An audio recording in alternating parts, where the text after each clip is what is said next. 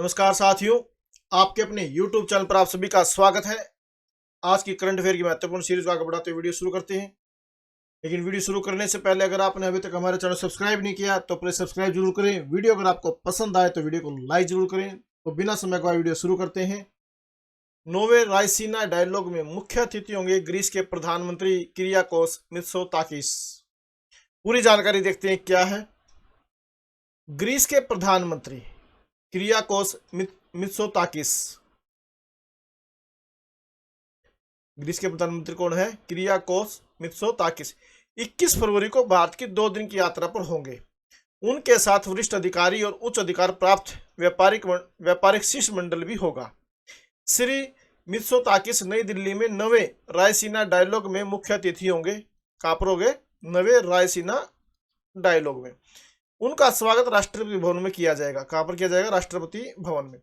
प्रधानमंत्री नरेंद्र मोदी श्री मित्सोताकी के साथ वार्ता करेंगे। वर्ष 2008 के बाद यह पहला अवसर है जब ग्रीस के शासनाध्यक्ष की भारत यात्रा हो रही है। विदेश मंत्रालय ने कहा कि पिछले साल अगस्त में श्री मोदी की ग्रीस यात्रा के बाद दोनों देशों के संबंधों को गति मिली है। दोनों देशों के बीच सुरक्षा, रक्षा, पोत, परिवहन और समुद्री सहयोग रहा है। तो ये थी जानकारी। आगे देखते हैं और नई जानकारी क्या है।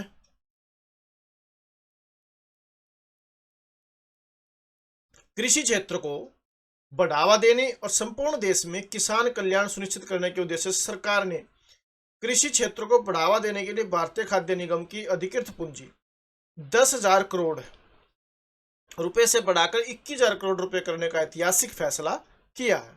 किस लिए किया है? कृषि क्षेत्र को बढ़ाने के लिए। और आगे देखते हैं नई जानकारी।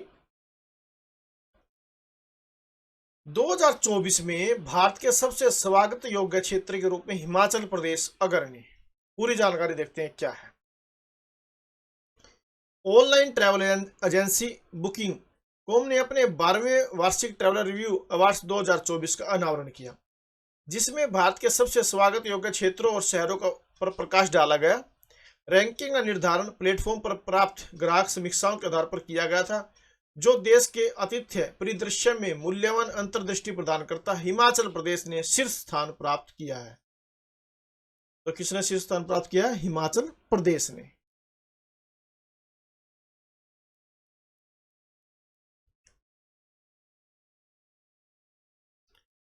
अमेरिकी सदन ने पारित किया क्वाड विधेयक।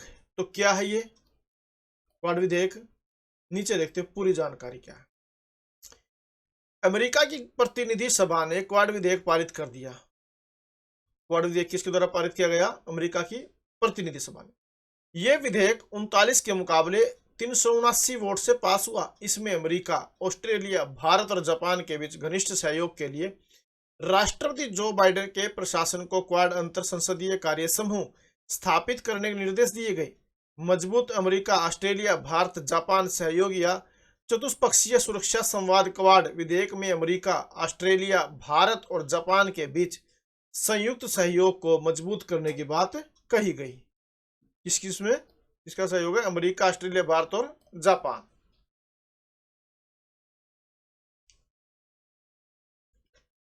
और आगे देखते हैं।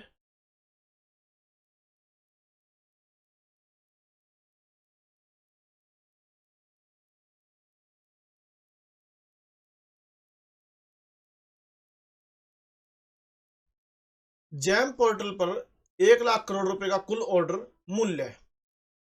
रक्षा मंत्रालय एमओडी ने सरकारी ई मार्केट प्लेस जैम पोर्टल के माध्यम से लेन देन किए गए कुल ऑर्डर मूल्य के मामले में 1 लाख करोड़ रुपए का आंकड़ा पार करने के साथ सरकारी खरीदारों के संबंध में एक बड़ी उपलब्धि प्राप्त की है। जैम भारत के लिए एक राष्ट्रीय सार्वजनिक खरीद पोर्टल है। यह पोर्टल सरकारी खरीदारों के लिए खुला और पारदर्शी मंच बनाने के लिए वाणिज्य एवं उद्योग मंत्रालय द्वारा 2016 में लॉन्च किया गया था।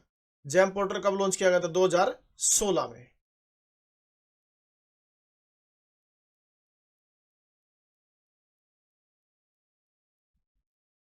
कृषि और प्रसंस्कृत खाद्य उत्पादन निर्यात विकास प्राधिकरण अपेडा ने समुद्र के रास्ते भारत से रूस तक केले के निर्यात की सुविधा प्रदान की है। अपेडा के अध्यक्ष अभिषेक देव ने केंद्रीय उपोषण कटिबंधीय बागवानी संस्थान CISH के सहयोग से महाराष्ट्र से, कहां से, महाराष्ट्र से केले के 1540 वृक्षों की खेप को रवाना किया।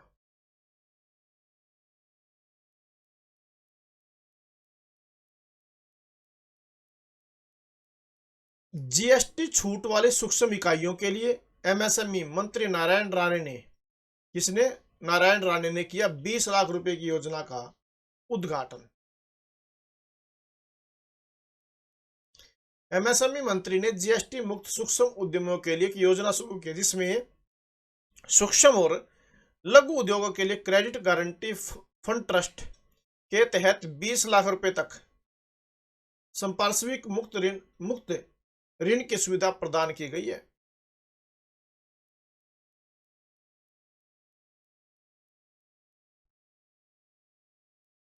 विशाखापट्टनम में होगा मिलन नौसैनिक अभ्यास के 12वें संस्करण का आयोजन। पूरी जानकारी देखते हैं क्या है। मिलन नौसैनिक अभ्यास का 12वां संस्करण 19 से 27 फरवरी तक रणनीतिक बंदरगाह शहर विशाखापट्टनम में शुरू होगा। कहां पर शुरू होगा ये मिलन नौसैनिक अभ्यास 12वां संस्करण? विशाखापट्टनम में। कब से कब तक? 19 से 27 फरवरी तक, जिसमें 50 से अधिक देशों के नौसैनिक बलों की एक महत्वपूर्ण सभा होगी। इस वर्ष की थीम क्या है? सुरक्षित समुद्री भविष्य के लिए नौसेना गठबंधन बनाना, सहयोग और रणनीतिक संवाद के माध्यम से वैश्विक समुद्री सुरक्षा को बढ़ाने के लिए अभ्यास की प्रतिबद्धता को रेखांकित करती है।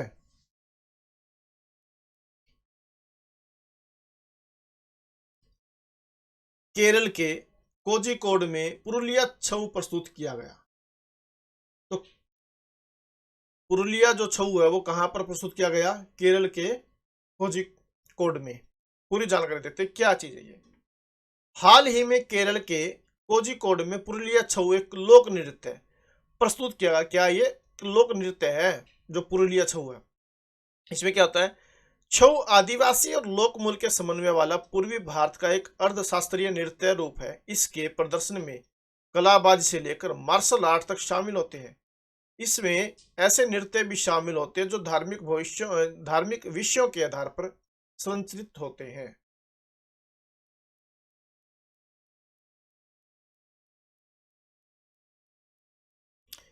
ग्रीस ने समलैंगिक विवाह को वैध बनाया। नीचे देखते हैं पूरी जानकारी क्या। ग्रीस ने समलैंगिक विवाह को वैध बनाकर और समलैंगिक जोड़ों को समान माता पिता का अधिकार देकर इतिहास रच दिया है, जो देश के सामाजिक और कानूनी परिदृश्य में एक महत्वपूर्ण बदलाव का प्रतीक है। रूढ़िवादी चर्च के विरोध का सामना करने के बावजूद सांसदों ने विधेयक पारित कर दिया, जिसमें ग्रीस इस तरह के प्रगतिशील कानूनों को अपनाने वाला पहला रूढ़िवादी ईसाई राष्ट्र बन गया है।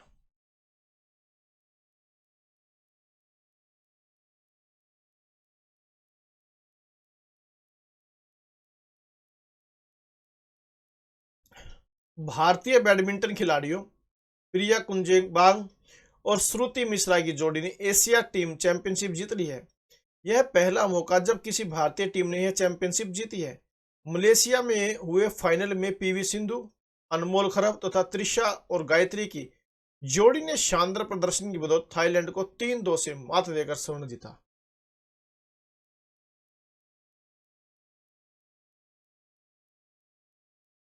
मैच फिक्सिंग के लिए ICC ने लगाया यूके के क्रिकेटर रिजवान जावेद पर 17.5 वर्ष का प्रतिबंध।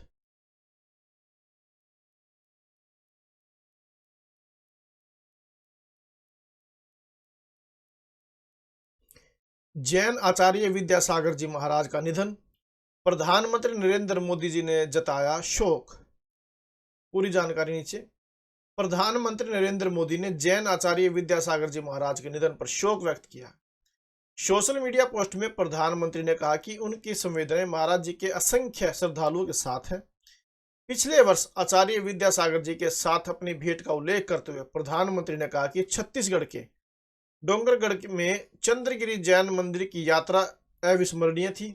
आचार्य विद्यासागर जी महाराज दिगंबर जैन आचार्य थे। वे छात्रवर्ती, आत्म संयम और कई घंटों तक गहन चिंतन के लिए जाने जाते थे। हालांकि उनका जन्म कर्नाटक में हुआ था, लेकिन उन्होंने आध्यात्मिक जो शिक्षा थी वो राजस्थान में ग्रहण की थी और अपना ज्यादातर जो समय था बुंदेलखंड क्षेत्र में व्यतीत किया।